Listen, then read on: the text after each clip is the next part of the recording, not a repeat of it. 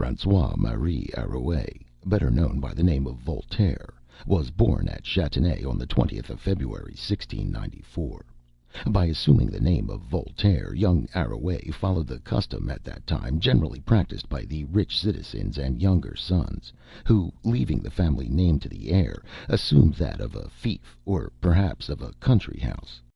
The father of Monsieur de Voltaire was treasurer to the Chamber of Accounts, and his mother, Margaret Domar, was of a noble family of Poitou. The fortune which the father enjoyed enabled him to bestow a first-class education upon the young Arouet, who was sent to the Jesuits' college, where the sons of the nobility received their education. While at school, Voltaire began to write poetry, and gave signs of a remarkable genius. His tutors, Father Poiret and Jay, from the boldness and independence of his mind, predicted that he would become the apostle of deism in France. This prediction he fulfilled. Voltaire was, says Lord Brougham, through his whole life a sincere believer in the existence and attributes of the Deity. He was a firm and decided, and an openly declared unbeliever in Christianity, but he was, without any hesitation or any intermission, a theist. His open declaration of disbelief in the inspiration of the Bible, and his total rejection of the dogmas of Christianity, laid him open to the malignant attacks and misrepresentations of the priesthood and the bigots of Europe, and so strong were they that his life was continually in danger. Lord Brougham, in his Men of Letters of the time of George III, says, Voltaire's name is so intimately connected in the minds of all men with infidelity, in the minds of most men with irreligion, and in the minds of all who are not well informed with these qualities alone, that whoever undertakes to write his life and examine his claims to the vast reputation which all the hostile feelings excited by him against himself have never been able to destroy, or even materially to impair, has to labor under a great load of prejudice, and can hardly expect by any detail of particulars to obtain for his subject even common justice at the hands of the general reader. Voltaire was born in a corrupt age, and in a capital where it was fashionable to be immoral.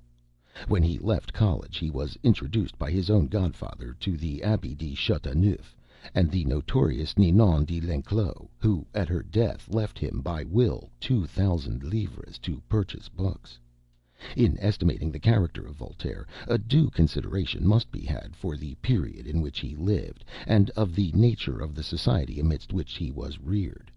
He lived 20 years under the reign of Louis XIV, and during the whole of the reign of the infamous Louis XV, when kings, courtiers, and priests set the example of the grossest immorality. It was then, as Voltaire said, that to make the smallest fortune it was better to say 4 words to the mistress of a king than to write 100 volumes. Voltaire's life from his youth upwards was a stormy one. After he left college, his father, finding him persisting in writing poetry and living at large, forbade him his house. He insisted upon his son binding himself to an attorney, but his restless disposition quite unfitted him for regular employment, and he soon quitted the profession. He early made the acquaintance of the most celebrated men of his time, but his genius, his wit, and his sarcasm soon raised up numerous enemies.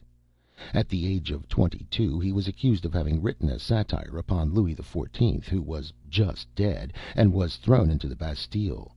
But he was not cast down.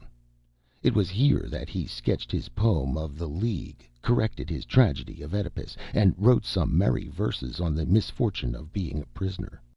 The Regent Duke of Orleans, being informed of his innocence, restored him to freedom, and granted him a recompense. "I thank your Royal Highness," said Voltaire, "for having provided me with food, but I hope you will not hereafter trouble yourself concerning my lodging." Voltaire, with his activity of mind, and living to so great an age, must necessarily produce many works. They are voluminous, consisting of history, poetry, and philosophy. His dramatic pieces are numerous and many, of which are considered second only to Shakespeare's. Oedipus, Zadig, Ingenue, Zaire, Henriade, Irene, Tancred, Mohammed, Merope, Saul, Alzire, Le Fanatisme, Mariamne, Gaston de Foix, Enfant Prodigieux, Boussole d'Orléans, An essay on fire, the elements, history of Charles XII, lectures on man, letters on England, memoirs, voyage of Sacramentado, Micromegas, Maid of Orleans, Brutus, Adelaide, death of Caesar, temple of taste, essays on the manners and spirit of nations, an examination of the Holy Scriptures, and the Philosophical Dictionary, are works that emanated from the active brain of this wit, poet, satirist, and philosopher. In 1722, while at Brussels, Voltaire met Jean Baptiste Rousseau, whose misfortunes he deplored, and whose poetic talents he esteemed.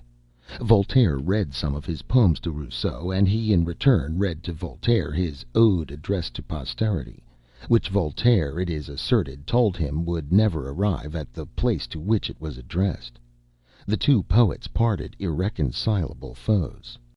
In 1725 Voltaire was again shut up in the Bastille, through attempting to revenge an insult inflicted upon him by a courtier. At the end of 6 months he was released, but ordered to quit Paris. He sought refuge in England in 1726.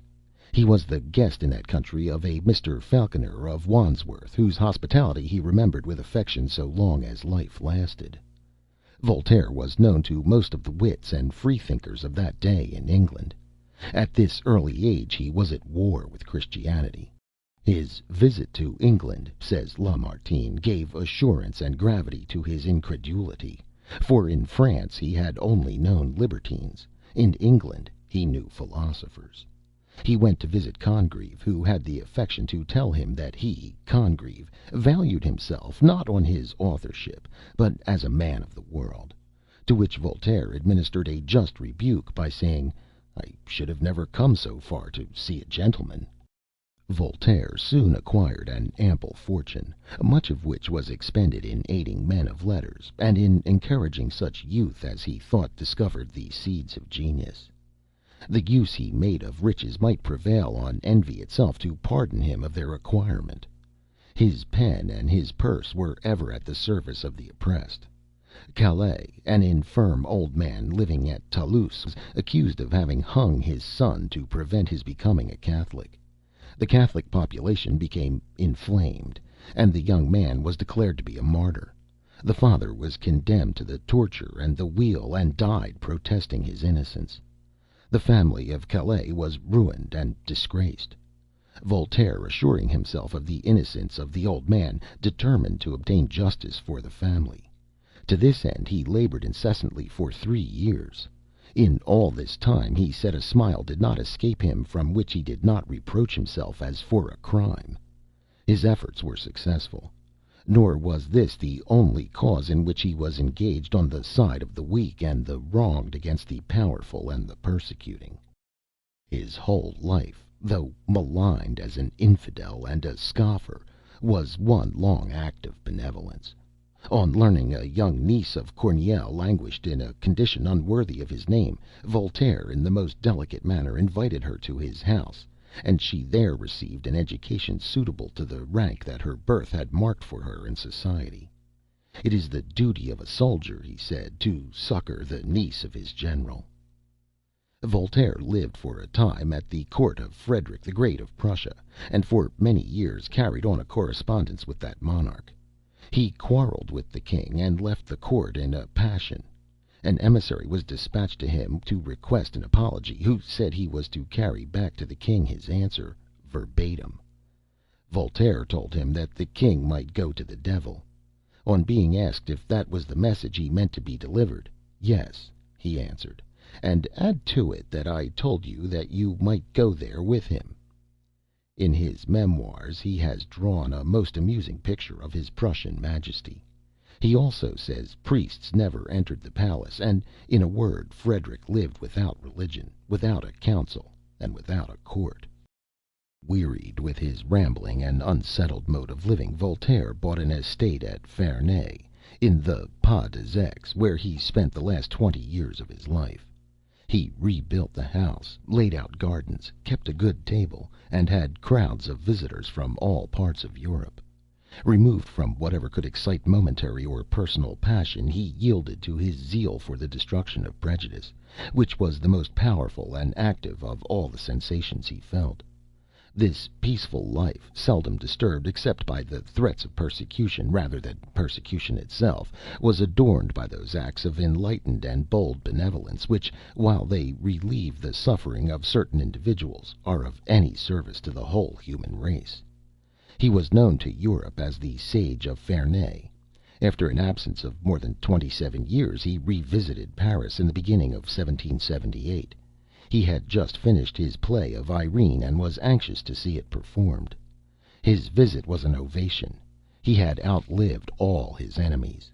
After having been the object of unrelenting persecution by the priests and corrupt courtiers of France for a period of more than 50 years, he yet lived to see the day when all that was most eminent in station or most distinguished in talents, all that most shone in society or most ruled in court, seemed to bend before him. At this period he, for the first time, saw Benjamin Franklin. They embraced each other in the midst of public acclamations, and it was said to be Solon who embraced Sophocles. Voltaire did not survive his triumph long. His unwearied activity induced him at his great age to commence a dictionary upon a novel plan, which he prevailed upon the French Academy to take up. These labors brought on spitting of blood, followed by sleeplessness, to obviate which he took opium in considerable quantities. Condorcet says that the servant mistook one of the doses, which threw him into a state of lethargy from which he never rallied. He lingered for some time, but at length expired on the 30th of May, 1778, in his 85th year. It was the custom in those days, and prevails to a considerable extent even in our own time, for the religious world to fabricate horrible deathbeds of all freethinkers. Voltaire's last moments were distorted by his enemies after the approved fashion, and notwithstanding the most unqualified denial on the part of Dr. Berard and others who were present at his death, there are many who believe these falsehoods at this moment. Voltaire died in peace, with the exception of the petty annoyances to which he was subjected by the priests. The philosophers, too, who wished that no public stigma should be cast upon him by the refusal of Christian burial, persuaded him to undergo confession and absolution. This, to oblige his friends, he submitted to; but when the cure one day drew him from his lethargy by shouting into his ear, "Do you believe the divinity of Jesus Christ?" Voltaire exclaimed, "In the name of God, sir, speak to me no more of that man, but let me die in peace." This put to flight all doubts of the pious, and the certificate of burial was refused. But the prohibition of the Bishop of Troyes came too late. Voltaire was buried at the monastery of Cellarice in Champagne, of which his nephew was abbot. Afterwards, during the first French Revolution, the body, at the request of the citizens, was removed to Paris and buried in the Pantheon. Lamartine, in his History of the Girondinists, page 149, speaking of the ceremony, says: "On the 11th of July, the departmental and municipal authorities went in state to the barrier of Charenton, to receive the mortal remains of Voltaire, which were placed on the ancient site of the Bastille, like a conqueror on his trophies. His coffin was exposed to public gaze, and a pedestal was formed for it of stones torn from the foundations of this ancient stronghold of tyranny. And thus Voltaire, when dead, triumphed over those stones which had triumphed over and confined him when living. On one of the blocks was the inscription, 'Receive on this spot, where despotism once fettered thee, the honors decreed to thee by thy country.' The coffin of Voltaire was deposited between those of Descartes and Mirabeau, the spot predestined for this intermediary genius between philosophy and policy, between the design and the execution. The aim of Voltaire's life was the destruction of prejudice and the establishment of reason. Deists, said W. J. Fox in 1819, have done much for toleration and religious liberty. It may be doubted if there be a country in Europe where that cause has not been advanced by the writings of Voltaire. In the preface and conclusion to the Examination of Scriptures, Voltaire says, "The ambition of domineering over the mind is one of the strongest passions. A theologian, a missionary, or a partisan of any description, is always for conquering like a prince, and there are many more sects than there are sovereigns in the world. To whose guidance shall I submit my mind? Must I be a Christian because I happen to be born in London or in Madrid? Must I be a Mussulman because I was born in Turkey? As it is myself alone that I ought to consult, the choice of a religion is my greatest interest. One man adores God by Mohammed, another by the Grand Lama, and another by the Pope. Weak and foolish men adore God by your own reason. I have learnt that a French vicar of the name of John Meslier, who died a short time since, prayed on his deathbed that God would forgive him for having taught Christianity. I have seen a vicar in Dorsetshire relinquish a living of £200 a year, and confess to his parishioners that his conscience would not permit him to preach the shocking absurdities of the Christians. But neither the will nor the testament of John Meslier, or the declaration of this worthy vicar, are what I consider decisive proofs. Uriel Acosta, a Jew, publicly renounced the Old Testament in Amsterdam. However, I pay no more attention to the Jew Acosta than to Parson Meslier.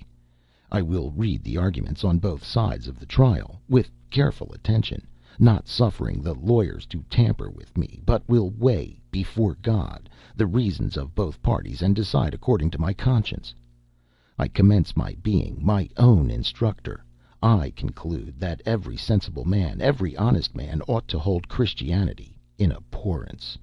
The great name of theist, which we can never sufficiently revere, is the only name we ought to adopt. The only gospel we should read is the grand book of nature, written with God's own hand, and stamped with his own seal. The only religion we ought to profess is to adore God and act like honest men. It would be as impossible for this simple and eternal religion to produce evil as it would be impossible for Christian fanaticism not to produce it. But what shall we substitute in its place, say you? What? A ferocious animal has sucked the blood of my relatives. I tell you to rid yourself of this beast, and you ask me, what shall you put in its place? Is it you that put this question to me? Then you are 100 times more odious than the pagan pontiffs, who permitted themselves to enjoy tranquillity among their ceremonies and sacrifices, who did not attempt to enslave the mind by dogmas, who never disputed the powers of the magistrates, and who introduced no discord among mankind. You have the face to ask what you must substitute in the place of your fables. As will be seen by his exclamation on his deathbed, Voltaire was no believer in the divinity of Christ. He disbelieved the Bible in toto. The accounts of the doings of the Jewish kings, as represented in the Old Testament, he has unsparingly ridiculed in the drama Saul. The quiet irony of the following will be easily appreciated. Divinity of Jesus. The Socinians, who are regarded as blasphemers, do not recognize the divinity of Jesus Christ. They dare to pretend, with the philosophers of antiquity, with the Jews, with the Mahometans, and most other nations, that the idea of a God-man is monstrous, that the distance from God to man is infinite, and that it is impossible for a perishable body to be infinite, immense, or eternal. They have the confidence to quote Eusebius, Bishop of Caesarea, in their favor, who in his Ecclesiastical History, Book I, Chapter 9, declares that it is absurd to imagine the uncreated and unchangeable nature of Almighty God taking the form of a man. They cite the Fathers of the Church, Justin and Tertullian, who have said the same thing. Justin in his dialogue with Tryphonius, and Tertullian in his discourse against Praxeas. They quote St. Paul, who never calls Jesus Christ God, and who calls him man very often. They carry their audacity so far as to affirm that the Christians passed 3 entire ages in forming by degrees the apotheosis of Jesus, and that they only raised this astonishing edifice by the example of the pagans, who had deified mortals. At first, according to them, Jesus was only regarded as a man inspired by God, and then as a creature more perfect than others. They gave him some time after a place above the angels, as St. Paul tells us. Every day added to his greatness. He in time became an emanation proceeding from God. This was not enough. He was even born before time. At last he was God consubstantial with God. Crellius, Vogelsius, Natalis, Alexander, and Hornbeck have supported all these blasphemies by arguments which astonish the wise and mislead the weak.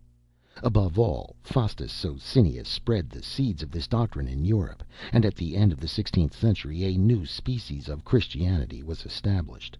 There were already more than 300. Philosophical Dictionary, Volume I, page 405. Though a firm and consistent believer in the being of God, Voltaire was no bigot. The calm reasoning of the following passage does honor to its author. Faith, divine faith, about which so much has been written, is evidently nothing more than incredulity brought under subjection. For we certainly have no other faculty than the understanding by which we can believe, and the objects of faith are not those of the understanding. We can believe only what appears to be true, and nothing can appear true but in one of the three following ways: by intuition or feeling, as I exist, I see the sun; or by an accumulation of probability amounting to certainty, as there is a city called Constantinople; or by positive demonstration, as triangles of the same base and height are equal. Faith, therefore, being nothing at all of this description, can no more be a belief, a persuasion, than it can be yellow or red. It can be nothing but the annihilation of reason, a silence of adoration at the contemplation of things absolutely incomprehensible. Thus, speaking philosophically, no person believes the Trinity, no person believes that the same body can be in 1,000 places at once. And he who says, I believe these mysteries, will see, beyond the possibility of a doubt, if he reflects for a moment on what passes in his mind, that these words mean no more than, I respect thee, mysteries, I submit myself to those who announce them. For they agree with me that my real reason, their own reason, believe them or not. But it is clear, if my reason is not persuaded, I am not persuaded, and my reason cannot possibly be two different things. It is an absolute contradiction that I should receive that as true which my understanding rejects as false. Faith, therefore, is nothing but submissive or deferential incredulity. But why should this submission be exercised when my understanding invincibly recoils? The reason, we well know, is that my understanding has been persuaded that the mysteries of my faith are laid down by God himself. All, then, that I can do as a reasonable being is to be silent and adore. That is what divines call external faith, and this faith neither is nor can be anything more than respect for things incomprehensible, in consequence of the reliance I place on those who teach them. If God himself were to say to me, thought is of an olive color, the square of a certain number is bitter, I should certainly understand nothing at all from these words. I could not adopt them either as true or false, but I will repeat them if he commands me to do it, and I will make others repeat them at the risk of my life. This is faith. It is nothing more than obedience. In order to obtain a foundation, then, for this obedience, it is merely necessary to examine the books which require it. Our understanding, therefore, should investigate the books of the Old and New Testament, just as it would Plutarch or Livy, and if it finds in them incontestable and decisive evidences, evidences obvious to all minds, and such as would be admitted by men of all nations, that God himself is their author, then it is our incumbent duty to subject our understanding to the yoke of faith. Ibid, page 474. Prayer. We know of no religion without prayers. Even the Jews had them, although there was no public form of prayer among them before the time when they sang their canticles in their synagogues, which did not take place until a late period. The people of all nations, whether actuated by desires or fears, have summoned the assistance of the divinity. Philosophers, however, more respectful to the Supreme Being, and rising more above human weakness, have been habituated to substitute for prayer resignation. This, in fact, is all that appears proper and suitable between creature and Creator. But philosophy is not adapted to the great mass of mankind. It soars too highly above the vulgar. It speaks a language they are unable to comprehend. To propose philosophy to them would be just as weak as to propose the study of conic sections to peasants or fishwomen. Among philosophers themselves, I know of no one besides Maximus Tyrius who has treated of this subject. The following is the substance of his ideas upon it. The designs of God exist from all eternity. If the object prayed for be conformable to his immutable will, it must be perfectly useless to request of him the very thing which he has determined to do. If he is prayed to for the reverse of what he has determined to do, he is prayed to be weak, fickle, and inconsistent. Such a prayer implies that this is thought to be his character, and is nothing better than ridicule or mockery of him. You either request of him what is just and right, in which case he ought to do it, and it will be actually done without any solicitation, which in fact shows distrust of his rectitude; or what you request is unjust, and then you insult him. You are either worthy or unworthy of the favor you implore. If worthy, he knows it better than you do yourself. If unworthy, you commit an additional crime in requesting that which you do not merit. In a word, we offer up prayers to God only because we have made him after our own image. We treat him like a pacha or sultan who is capable of being exasperated and appeased. In short, all nations pray to God. The sage is resigned and obeys him. Let us pray with the people, and let us be resigned to him with the sage. We have already spoken of the public prayer of many nations, and of those of Jews. That people have had one from time immemorial which deserves all our attention, from its resemblance to the prayer taught us by Jesus Christ himself.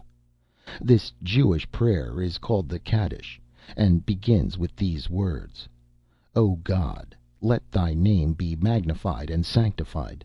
Make thy kingdom to prevail. Let redemption flourish, and the Messiah come quickly.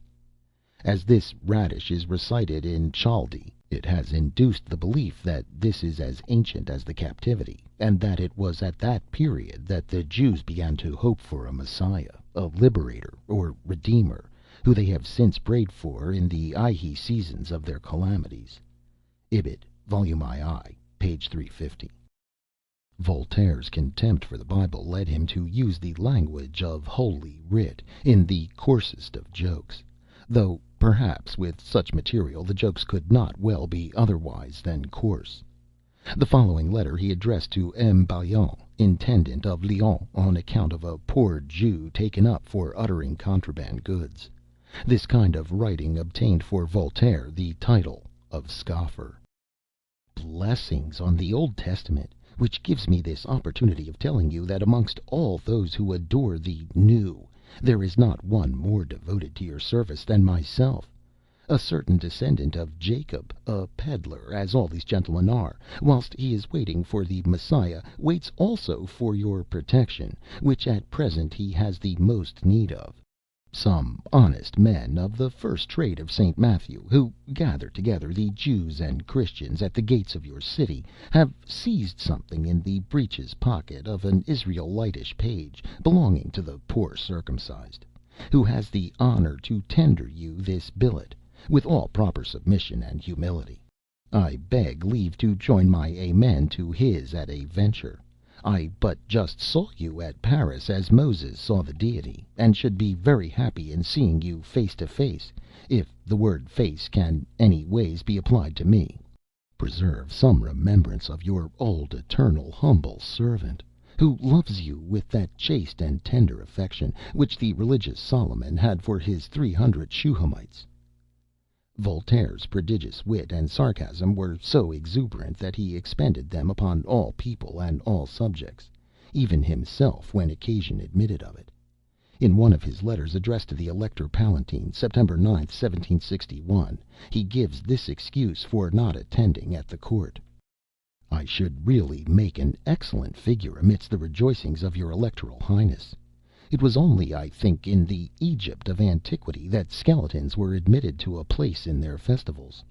To say the truth, my lord, it is all over with me. I laugh, indeed, sometimes, but am forced to acknowledge that pain is an evil. It is a comfort to me that your highness is well, but I am fitter for an extreme unction than a baptism. May the peace serve for an era to mark the prince's birth, and may his august father preserve his regard for, and accept the profound respects of his little Swiss, Voltaire. In politics, Voltaire was not very far advanced. He seems to have had no idea of a nation without a king. A monarch who should not commit any very flagrant acts of tyranny was as much as he appeared to desire. He evidently did not foresee the great revolution that was so soon to burst forth in France, but that he mainly contributed by his writings to bring it about, there can be no doubt. His influence upon the men of his time, both in France and Europe, is ably depicted by such writers as Lamartine, Quinet, and Brome. Voltaire's was the one great mind of his day, whose thoughts engrossed the attention of all men. He was great by his learning, his genius, and his benevolence; and this man was the champion of reason, the enemy of superstition, and an infidel. Quinet, in his lectures on the Romish Church, says, "I watch for 40 years the reign of one man who is in himself the spiritual director, not of his country, but of his age. From the corner of his chamber he governs the kingdom of spirits. Intellects are every day regulated by his. One word written by his hand traverses Europe. Princes love and kings fear him. They think they are not sure of their kingdom if he be not with them. Whole nations on their side adopt without discussion, and emulously repeat every syllable that falls from his pen. Who exercises this incredible power, which had been nowhere seen since the Middle Ages? Is he another Gregory II? Is he a pope? No, Voltaire." We conclude our sketch with the eloquent words of Lamartine, who describes in a few sentences the inestimable services rendered to free thought and intellectual progress by the sage of Ferney. If we judge of men by what they have done, then Voltaire is incontestably the greatest writer of modern Europe. No one has caused, through the powerful influence of his genius alone, and the perseverance of his will, so great a commotion in the minds of men. His pen aroused a world, and has shaken a far mightier empire than that of Charlemagne, the European empire of a theocracy. His genius was not force, but light. Heaven had destined him not to destroy, but to illuminate, and wherever he trod, light followed him. For reason, which is light, had destined him to be first her poet, then her apostle, and lastly her idol. End of Monsieur de Voltaire, by John Watts.